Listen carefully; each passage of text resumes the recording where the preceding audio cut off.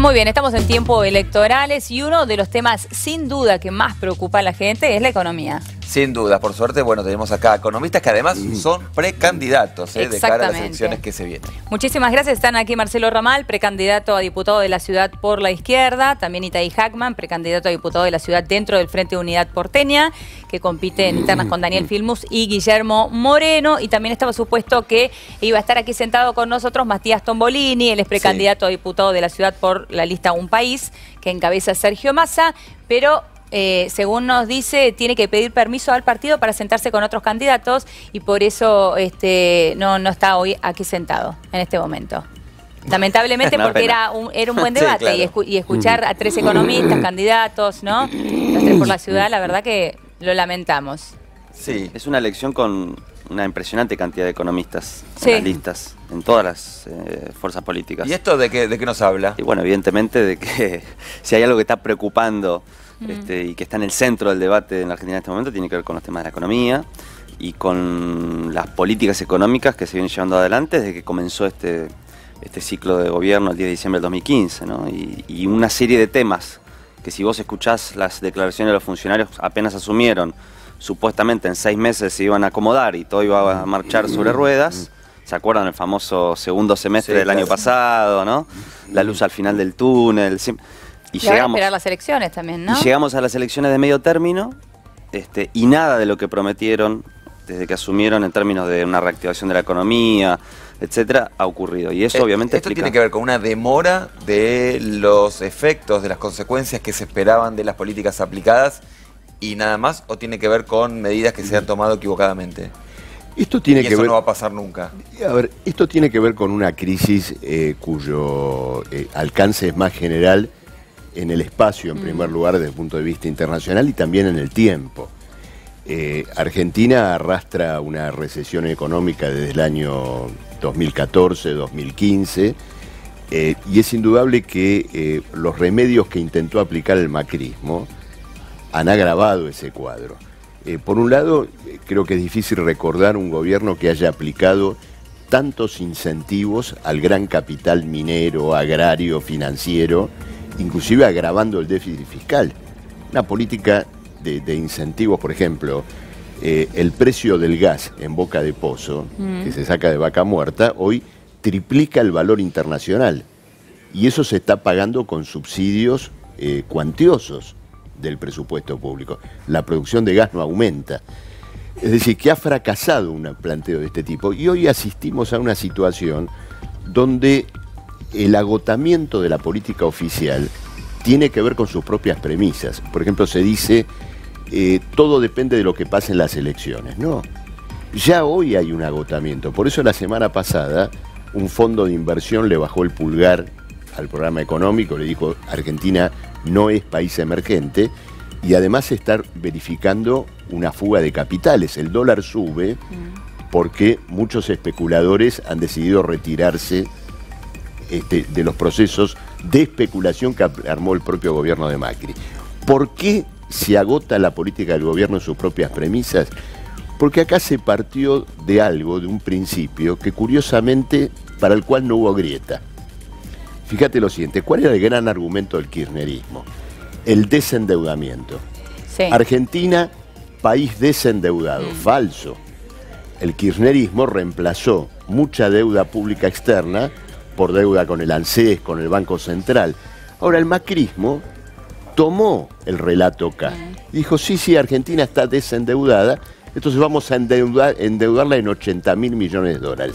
Cuando se suma la deuda anterior a la que deja el macrismo, estamos en una deuda que orilla las 2/3 partes del Producto Bruto. Ahora, Marcelo, vos recién mencionabas el déficit fiscal. Creo que ahí estamos todos de acuerdo en que es un gran problema el déficit fiscal que tenemos en este momento en la Argentina. Ahora, ¿cómo solucionarlo?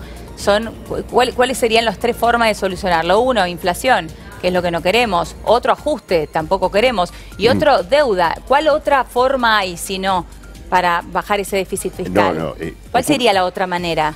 Ocurre lo siguiente, acá hay 2 grandes discusiones sobre el déficit fiscal. Una que es la que de alguna manera quiere aplicar el gobierno y para el cual se está discutiendo un pacto político para después de las elecciones. ¿Con los mismos partidos que cogobernaron con Macri en este año y medio. Y ese pacto pasa por lo siguiente, por resolver el problema del déficit fiscal a costa de los jubilados, a costa del hospital público, a costa de la educación. Está en debate el aumento de la edad jubilatoria. Esta es una política. La otra es entender que el déficit fiscal es el resultado de un largo proceso de incentivos, no al trabajo, no a la jubilación, sino al capital. Entonces tenemos una deuda pública inmensa que debería ser investigada, porque es deuda pública como mera acumulación de intereses sobre intereses, que varias veces fue rescatada en procesos completamente ilegítimos. Luego deben ser revisadas las políticas de incentivos al capital. Por ejemplo, ¿por qué pagar el gas 3 veces lo que vale el precio internacional? ¿Por qué eximir de impuestos a las mineras o al gran capital agrario? Todo esto debe ser colocado en discusión y naturalmente la izquierda se postula para el Congreso para llevar adelante ese debate sobre la salida a la gran crisis nacional que se incuba como resultado de todo esto. ¿Qué autoridad tenemos para eso? La autoridad de no haber participado de todo este proceso de hipotecamiento del país. Porque, a ver, el kirchnerismo, que hoy sale a escandalizarse por la cuestión de la deuda, sí, pagó 170.000 millones de dólares durante sus mandatos y nos dejó con 100.000 millones de dólares más de lo que teníamos cuando asumió. Itay, ¿coincidís con esta mirada? A ver, creo que el déficit fiscal fue agravado por la propia política del gobierno, porque cuando vos aplicás, no sé si ustedes se acuerdan, hacia finales de la década de los 90 se discutía mucho el problema del déficit fiscal, la consigna esa famosa déficit cero, ¿no? Porque venían los programas de ajuste que ponían la atención fundamentalmente en reducir el déficit fiscal.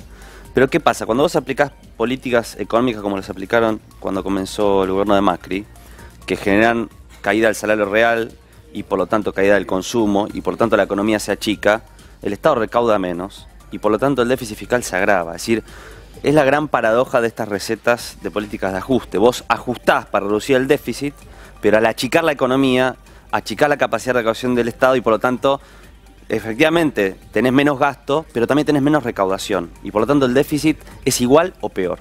Nunca tuvieron éxito estas políticas, ¿no? Y después el déficit fiscal, obviamente, puede tener una función en determinados contextos económicos, de recesión o cuando hay crisis, Sí. estancamiento. El déficit puede tener una función para estimular la economía, ¿no? Pero también puede ser un gran negocio, ¿no? Entonces, yo creo que en economía siempre hay que tratar de salir de las discusiones dogmáticas, ¿no? ¿El déficit es bueno o es malo? ¿No? Bueno, depende. Depende en qué se esté usando, depende en qué se esté usando ese gasto, Sí, depende claro. si se utiliza ese gasto público para alentar el crecimiento económico. Sí, o para pagar cosas corrientes. Exactamente. Sí, por supuesto. Y el tema de la deuda, si me permiten Sí. un comentario, la preocupación no es solamente el nivel de endeudamiento, que obviamente es muy preocupante, y lo que representan al futuro, porque las deudas, siempre que la Argentina tuvo grandes ciclos de endeudamiento, si miramos la historia, muy bien no terminaron. Pero además, la deuda es preocupante porque funciona como un mecanismo también que condiciona la política económica local. Ustedes no sé si se acuerdan, sigo comparando con los 90, porque creo que hay algunos paralelismos. Cuando el Fondo Monetario Internacional venía y nos decía, les prestamos plata, no era solamente si ustedes nos demuestran que la pueden devolver, también era si ustedes aplican determinadas políticas económicas, ¿no? Por ejemplo, leyes de flexibilización laboral, privatizaciones. Entonces, la deuda externa siempre viene condicionada, ¿no? Y acá es lo mismo, las calificadoras de riesgo, que dicen qué letra tiene un país, ¿no? Sí. No miran solamente su capacidad de pago de la deuda, miran también qué tipo de políticas económicas llevan adelante. Entonces, el endeudamiento externo termina siendo un condicionante a las políticas económicas de los países, y eso es muy peligroso si la Argentina vuelve, digamos, a ceder soberanía, ¿no? El gobierno habla mucho de lo que dejó el gobierno anterior, del reordenamiento de la economía y, bueno, de arreglar todo lo que dejó el gobierno anterior. ¿Por qué vos formás parte o decidiste formar parte de Unidad Porteña? ¿Por qué competir con Filmus, que forma parte del gobierno anterior? ¿Por qué con Guillermo Moreno? Bueno, nosotros no formamos parte del gobierno anterior, sin embargo entendemos que en este momento lo más importante es tratar de evitar que se afiance este proceso de ajuste y este proyecto neoliberal que hoy gobierna la Argentina nuevamente. Y eso supone, en las elecciones, aunque no es un tema solamente de las elecciones, tratar de construir un frente lo más amplio posible de todos los que rechazamos este proyecto neoliberal que está en marcha en Argentina y que además gobierna la Ciudad de Buenos Aires hace 10 años. Y las PASO, las primarias, nos parecieron una herramienta interesante para esto. ¿Por qué? Porque te permiten que cada uno presente su propia lista. Por ejemplo, yo voy a ser precandidato a diputado nacional por una lista que se llama Ahora Buenos Aires. Sí. Y voy a competir con Filmus y Moreno. Pero nosotros vamos a presentar nuestra propia lista, con nuestras propuestas, con no por nuestras competir ideas. ahí, apoyás o de alguna forma estás apoyando lo que hizo el gobierno anterior.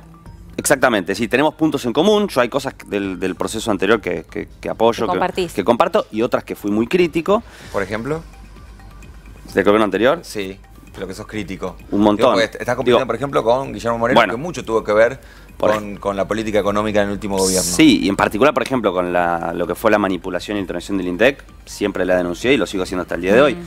Me parece que fue una aberración. Y con muchas políticas económicas que fui muy crítico. Ejemplo, deuda externa. Yo creo que se perdió una gran oportunidad cuando se hizo la reestructuración de la deuda en el 2005, de no hacer una auditoría e investigar lo que había sido el proceso de endeudamiento que comenzó con la última dictadura militar. Lo que quiero decir es, hay puntos que nos unen en este momento, que tiene que ver sobre todo con el rechazo a lo que está pasando en la Argentina y la necesidad de que el Congreso juegue un papel importante en esto. Por eso nosotros, por ejemplo, decimos muy clara, mucha gente nos decía en la calle cuando previo al cierre de las alianzas, tenemos que juntarnos, tienen que juntarse todos para tratar de frenar esto, ¿no? O sea, no te une el amor sino el espanto. En un sentido sí, efectivamente, pero después cada uno obviamente conserva sus propuestas, sus ideas, y en caso de entrar al Congreso nosotros las vamos a sostener independientemente de estas alianzas. Yo creo que hay que las primarias... ¿No va a haber una alianza entre ustedes después en caso de que, por ejemplo, ustedes ganan, tu lista gana Ahora Buenos Aires? Sí. ¿No habrá una alianza con Filmus y Moreno para que ingresen? No, el sistema de las PASO, obviamente en la octubre vamos a estar todos juntos en la misma boleta. Sí, por supuesto. De todas maneras, yo creo que también estamos en un proceso de reconfiguración de todos los espacios políticos. Si vos mirás hoy las elecciones, todo lo que era el espacio que uno podría llamar de lo que era el Frente para la Victoria, no está muy claro. Digo, en cada provincia se llama distinto. Nada, es decir, claro. Entonces me parece que estamos en un momento de transición. En el propio Congreso hubo fracturas de los bloques, ¿no? Por ejemplo, porque algunos votaban leyes favorables, diríamos, o que venían de iniciativa del gobierno, y otros las rechazaban. Lo mismo pasó en el Senado, invertido. En el Senado la mayoría apoyaba las leyes del gobierno. Entonces, todo eso está en transición. Nosotros creemos que es muy importante que el Congreso juegue un rol fundamental, que funcione como freno y como oposición a lo que está pasando. Y obviamente si nosotros estamos en el Congreso, todo el mundo sabe perfectamente qué rol vamos a cumplir. Jamás nos van a ver a nosotros votando una ley que es perjudicial para los sectores populares, para los sectores más humildes. A propósito de freno, el gobierno nacional plantea esta elección como algo clave para efectivamente, confirmar el cambio que eligió una parte de la sociedad, la mayoritaria, por eso está en el gobierno. Por supuesto, se está ejerciendo una sutil extorsión sobre el electorado. Ajá. En el sentido de que, el porvenir de todo este programa económico dependería de que el gobierno obtenga, ¿no es cierto?, un determinado resultado. Para usted esto es lo una cual extorsión. es falso. Claro, es una extorsión porque, insisto, hoy el programa oficial está fracasando dentro de sus propias premisas. Es decir, los mismos que endeudaron a la Argentina hoy están poniendo en tela de juicio a la Argentina. Entonces, eso no tiene que ver con la elección que viene. Hay esta sutil extorsión, pero no es solo sobre el gobierno. Esto se extiende al resto de los partidos, para llamarlos de alguna manera, de los partidos de Estado o de los partidos del sistema, que defienden este sistema de endeudamiento, precarización laboral, que se ha continuado al menos desde el kirchnerismo hasta hoy. Entonces, ¿qué ocurre?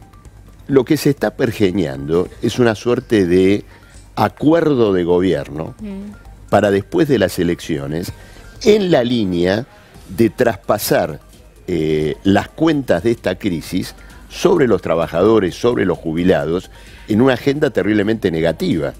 Esto que mencionábamos de una reforma previsional. ¿Decir esto no es extorsivo a la inversa? No, porque está pintando una realidad. Es decir, yo no invento que el gobierno está discutiendo una reforma previsional. Esto está ocurriendo. Entonces, hay una acción muy clara en el sentido de que los bloques políticos que, por ejemplo, votaron en este año y medio leyes muy negativas para los trabajadores, jueguen ese papel con el gobierno ahora. Entonces, en esto no está exento el PJ ni el Frente para la Victoria. De ninguna manera. Acá se está tejiendo con el kirchnerismo una suerte de engañabobos, digamos, un esquema político muy sutil, donde aparece una Cristina Kirchner en un acto de Sarandí, una lista más de izquierda en la capital, que va a terminar junto con Guillermo Moreno. Digo, para que esto, y ahí el público lo tiene que tener claro, vos vas a terminar en una misma lista con el verdugo de los trabajadores del INDEC. Vos vas a llamar a votar en octubre al verdugo de los trabajadores del INDEC. Entonces, ¿qué ocurre? ¿Es así, está ahí? Estos son los que van a... pero quiero terminar la idea. Bueno. Estos bloques políticos son los que van a caucionar luego una salida negativa a los trabajadores. Algunos dicen, nos une el espanto. Cuando te une el espanto, terminás espantado. Sí. Y es muy importante en este punto que el electorado vea una fuerza independiente autónoma que va a jugar un papel de defensa incondicional de las reivindicaciones de los trabajadores. ¿Es así, está ahí? Nosotros en el Frente Unidad Porteña hay 3 listas. De acuerdo a cómo vote, es la gente la que va a decir. El 13 de agosto, lo bueno que tienen las primarias, acá esto no lo voy a decir la cuestión es después, en octubre. La gente a la hora de votar va a definir, en función de los votos que saque yo, que saque Moreno, que saque Filmus, quiénes son los que van a estar en la lista de octubre y en qué lugares, ¿no? Y eso es una decisión soberana de quienes van a ir a votar el 13 de agosto.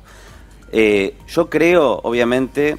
¿Pero vos no creés en esto de que el que gana conduce y el que pierde acompaña? Por supuesto, el que gana las primarias va a encabezar las listas de octubre. Sí, claro. ¿Y ustedes qué van a hacer? Nosotros nos vamos a jugar el papel que nos toque en función del voto de la gente. Entonces, en el caso que gane Guillermo Moreno, acompañarán a Guillermo Moreno. En el caso que gane Daniel Filmus, acompañarán a Daniel Filmus. Bueno, naturalmente cuando uno hace un frente, obviamente, lo hace mantiene la alianza con todos los que lo hacen. O sea, que vamos a estar acompañando, en palabras de Marcelo, al verdugo de los trabajadores del INDEC. Aspiramos nosotros, yo soy muy crítico de lo que fue la manipulación estadística en el INDEC, lo dije. Al mismo tiempo, creo que cuando uno trata de enfrentar una situación como la que está enfrentando, tiene que tratar de construir con la unidad más amplia posible. Tengo diferencias y tengo acuerdo con el peronismo, con el kirchnerismo, con el Frente para la Victoria, como lo quieran llamar, pero me parece que no es un momento para andar entre nosotros mirándonos con lupa para ver los defectos de cada uno, sino que es un momento para priorizar. Es que no se ven con lupa. Lo que nos une, el rechazo y tratar de defender desde el Congreso. Yo creo que si vos le preguntás a la gente... pero también la coherencia, Itay, la gente reclama esa coherencia, ¿no? Si vos decís que rechazás absolutamente la intervención del INDEC y después acompañás a quien fue uno de los principales mentores de esto, y ahí... Hay una contradicción. Hay una contradicción importante, ¿no? Lo que pasa es que dentro del propio espacio que uno podría llamar del Frente para la Victoria del kirchnerismo, ustedes lo saben perfectamente, hay distintas vertientes, distintos pensamientos. La propia política del gobierno anterior, en sus distintos... bajo distintos equipos económicos, pero esta es la vertiente, no fue igual. Es la vertiente de Guillermo no fue Moreno, igual, ¿no? Bueno, pero por algo Moreno presenta una lista y no está en la lista oficial del Frente para la Victoria, ¿no? Yo preguntaría, ¿por qué Moreno no está en esa lista? ¿Y por qué? Y porque evidentemente no quisieron que esté en esa lista, ¿no? Y si no, le hubieran dado un lugar. Entonces, él representa un sector del peronismo que no es el mismo que está representando en el sector que encabeza Filmus y la lista, entre comillas, oficial, digamos, del Frente para la Victoria, y nosotros representamos otro sector, ¿no? Y el sistema de la ESPASO, obviamente, no le puede prohibir a nadie que integre ninguno de los partidos que forman parte de esta alianza a presentarse, es un derecho, ¿no? Cualquiera que quiera presentar una lista en las primarias y forma parte de alguno de los partidos de la alianza, lo puede hacer.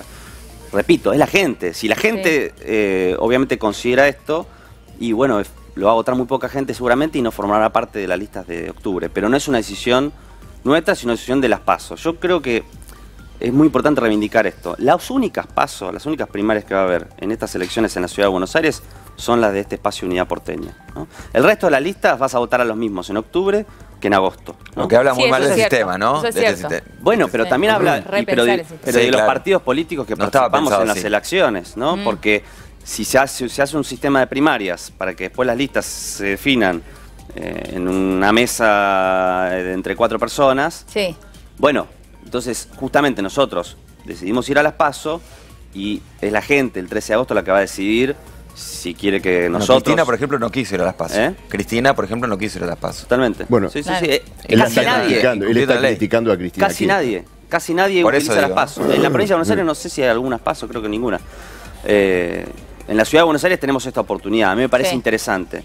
Y además, pensar en cómo construimos en la ciudad de Buenos Aires una propuesta alternativa para la ciudad también, ¿no? Bueno, no se verificó Itaí en la legislación. Yo soy legislador Sí. de la ciudad. Conozco la realidad de la política porteña desde hace muchos años.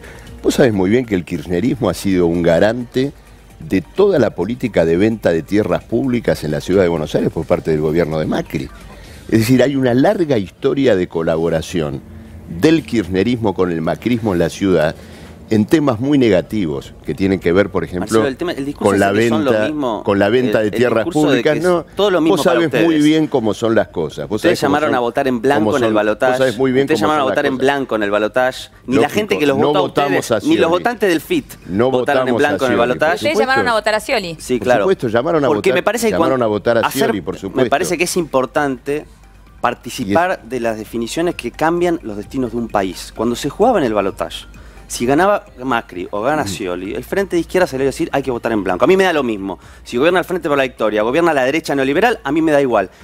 Hubo menos votos en blanco en el balotaje, no solo que los votos del Frente de Izquierda de octubre, sino que los votos de en blanco Bueno, por en eso, octubre eso cuando te el Frente demuestra, estaba así. La eso gente te demuestra que ustedes los están afuera de la kirchneristas, realidad porque ni sus votantes los eso acompañaron demuestra que en el ustedes balotaje. perdieron, no por la izquierda, sino que perdieron por Aníbal Fernández, por Scioli, por los bolsos de López, por el impuesto al salario. Ustedes perdieron por eso y ahora juegan el lamentable papel te veo de caucionar a satisfecho, te veo Guillermo satisfecho con que Moreno, haya ganado Macri. de caucionar a Guillermo Moreno en la elección de la ciudad de Buenos Aires. Te veo satisfecho Es con que haya ganado lamentable, Macri en el es balotaje. verdaderamente lamentable. Te veo Pero bastante satisfecho. Quiero volver a Es- los problemas. Mira, yo te digo una cosa, Itaí. Si hubiera ganado Scioli, hoy tendríamos un ajuste brutal en la Argentina, pero de acuerdo a tu pedido, con un hecho agravante y desmoralizante. ¿Ustedes se imaginan si Scioli hubiera ganado con el voto de la izquierda? Es decir, que la gente que creyó en nosotros, que dijo, nosotros queremos algo independiente, algo Esa gente autónomo. votó a Scioli, Marcelo. no diría, Esa gente no lo ustedes votó nos en blanco. entregaron a Scioli. Esa gente no votó en blanco, Scioli, ¿eh? a Scioli Enterate se le porque esa gente no votó en blanco, A Scioli ¿eh? se le conoce una sola declaración pública en este tiempo, que ha sido negar un El embarazo. Sí. un episodio terrible, pero que involucra a las cuestiones de la mujer porque está en juego el derecho al aborto legal, seguro y gratuito. Miren, volvamos al tema económico porque por un momento porque es importante. Menos de un minutito porque ya nos tenemos que ir a la pausa. Simplemente lo siguiente, el Congreso que viene no va a ser un juego de niños. Hay que tratar de tomar el problema con seriedad y no con superficialidad por lo siguiente. Porque este proceso de endeudamiento se está agotando también por razones internacionales. La política de tasas de interés baratas va a encontrar un límite muy claro como desarrollo de la crisis capitalista internacional. Esto va a colocar a la Argentina en los umbrales de una nueva crisis de deuda y esto va a tener que ser discutido muy seriamente en el Congreso. La izquierda va con una autoridad a este debate y el electorado, quien en este momento está viendo esta situación, tiene que ver el voto en función del debate respecto a una salida nacional a una crisis. Bien. Y nosotros nos postulamos para darla en nombre del 90% de los que trabajan. Marcelo Muy Itaí, bien. no tenemos más tiempo. Muchas Ha sido gracias un placer escucharlos. a ambos. Marcelo Gracias. Ramal y Itaí Gracias, Hackman, muchísimas gracias.